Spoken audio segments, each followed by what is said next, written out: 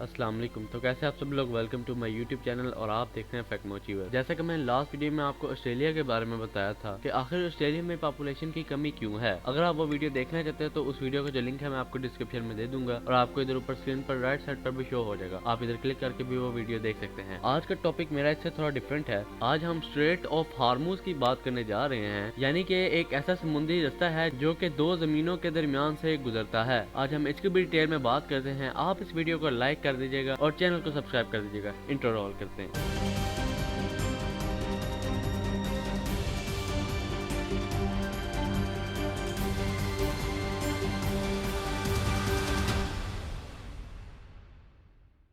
वैसे तो पूरी दुनिया में ऐसे बहुत से चोक्स पॉइंट मौजूद हैं जिन्हें स्ट्रेट्स का नाम दिया गया है। स्ट्रेट असल में समुंदर के नेचुरली ऐसे पतले हिस्से होते हैं जो कि दो समुद्रों को आपस में जोड़ने का काम करते हैं। इन तमाम स्ट्रेट्स में से ये पॉइंट दुनिया का सबसे खतरनाक और पावरफुल पॉइंट है। 30 मील की इस छोटी सी जगह को कंट्रोल करने का मतलब है पूरी दुनिया पर राज करना, और इसको ब्लॉक करने का मतलब है पूरी दुनिया को तबाह करना। और इस पॉइंट को स्ट्रेट ऑफ हार्मूज का भी नाम दिया गया है। अगर इस पॉइंट को बंद कर दिया जाए तो इस बात के 90 से भी ज्यादा चांसेस हैं कि वर्ल्ड वॉर 3 स्टार्ट हो सकती है। लेकिन अभी यहाँ पर सवाल ये है कि ऐसी भी क्या खास बात है इस 30 मील के इस छोटे से एरिया में जो उसे दुनिया का सबसे ज्यादा इम्पोर्टेंट पॉइंट बनाती है। Trying to build an international coalition to counter Iran's influence in the Middle East, especially in the Strait of Hormuz.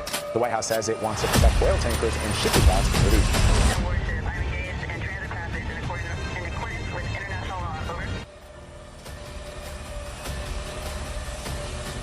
हमारी दुनिया के 70% एरिया में समुंदर मौजूद है और उन्हीं समुद्रों के जरिए ही दुनिया की 80% ट्रेड होती है। किसी भी वक्त 50,000 से भी ज्यादा बड़े बहरी जहाज इन समुद्रों को क्रॉस कर रहे होते हैं। लेकिन बदकिस्मती से इन समुद्रों से गुजरना कोई आसान काम नहीं है। नेचुरल जियोग्राफिकली इन समुद्रों में ऐसे चोक पॉइंट बने हैं जो कि अगर किसी भी वजह से ब्लॉक हो जाएं तो उसकी वजह से पूरी दुनिया की इकोनॉमी हिलकर रह जाएगी। यही हुआ था मार्च 2021 में, जब एक कार्गो शिप स्विस कनाल में 6 दिनों के लिए फंस गई और इससे पूरी दुनिया को $10 बिलियन का नुकसान हुआ। वैसे तो दुनिया में ऐसे बहुत से चोक पॉइंट मौजूद हैं, जैसा कि पनामा कनाल जो कि पैसिफिक और अटलांटिक ओशन के दरमियान ट्रेड को कंट्रोल करती है, और दूसरी स्ट्रेट ऑफ जिब्राल्टर जो कि मेडिटेरेनियन सी और अटलांटिक ओशन के दरमियान ट्रेड को कंट्रोल करती है, और तीसरी तुर्की स्ट्रेट जो कि मेडिटेरेनियन सी और ब्लैक सी के दरमियान ट्रेड को कंट्रोल करती है, और आखिरी स्ट्रेट ऑफ मलाका जो कि पैसिफिक और इंडियन ओशन के दरमियान ट्रेड को कंट्रोल करता है। इस तमाम में से कोई भी पॉइंट इतना डेंजरस नहीं है जितना के स्ट्रेट ऑफ हार्मूज है।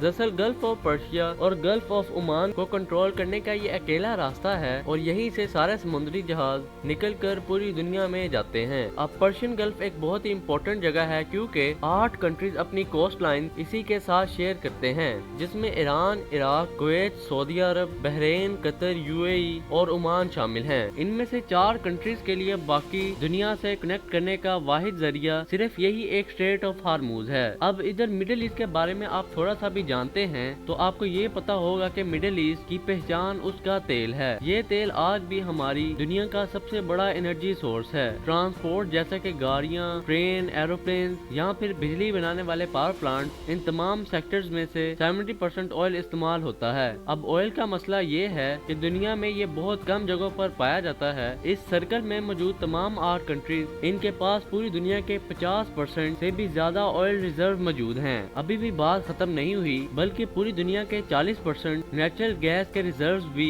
इन्हीं कंट्रीज के पास हैं। तो हम यहाँ पर ये कह सकते हैं कि पूरे पर्शियन गल्फ में तेल और नेचुरल गैस के इतने रिजर्व मौजूद हैं जितने के हमारे पूरे प्लेनेट पर कहीं मौजूद नहीं है। पूरी दुनिया की 15% एनर्जी की सप्लाई इसी पर्शियन गल्फ से ही गुजर कर आती है, और फिलहाल पूरी दुनिया के पास इस सप्लाई का कोई अल्टरनेट भी मौजूद नहीं है। लेकिन इस 30 मील के एरिया से गुजरना इतना आसान काम भी नहीं है। सबसे पहले यहाँ पर 8 आइलैंड्स हैं जिन्हें हर समुद्री जहाज को अवॉइड करना पड़ता है, और इन 8 में से 7 आइलैंड ईरान के कंट्रोल में हैं। और दूसरा ये जो रेड हाईलाइट एरिया है, यहाँ पर समुद्र बहुत ही ज्यादा गहरा है और ऑयल टैंकर्स के लिए यहाँ से गुजरना तकरीबन नामुमकिन है।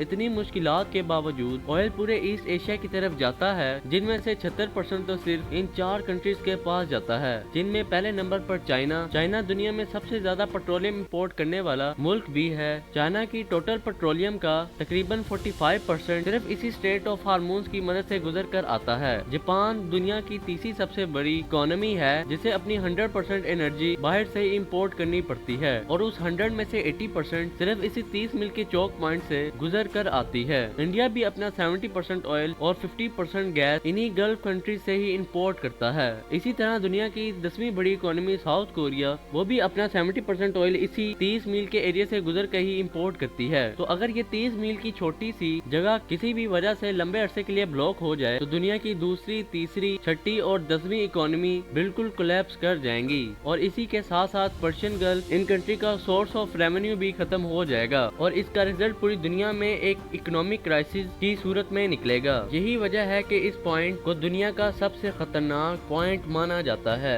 दुनिया की सारी सुपर पावर्स की इस पॉइंट पर कड़ी नजर होती है। अमेरिका ने भी इसीलिए यूएई, ओमान, इराक, सऊदी अरब और बहरीन इन सब में अपनी दर्जनों मिलिट्री बेसिस बनाई हुई हैं ताकि ईरान पर नजर रख के ऑयल की स्मूथ सप्लाई को बहाल रखा जा सके। दूसरी तरफ ईरान कई दफा इस स्ट्रेट को बंद करने की धमकी दे चुका है और अगर ऐसा हो गया तो ना सिर्फ ग्लोबल इकोनॉमी हिलकर रह जाएगी बल्कि ये भी बिल्कुल मुमकिन है कि वहाँ वर्ल्ड वॉर 3 शुरू हो जाए। तो उम्मीद करता हूँ कि आज की वीडियो भी आपको पसंद आई होगी। अगर पसंद आई है तो इसे लाइक कीजिएगा, चैनल पे कोई नया तो सब्सक्राइब करना मत भूलना। मिलते हैं जल्दी नेक्स्ट वीडियो में। Thank you so much for watching. Allah Hafiz.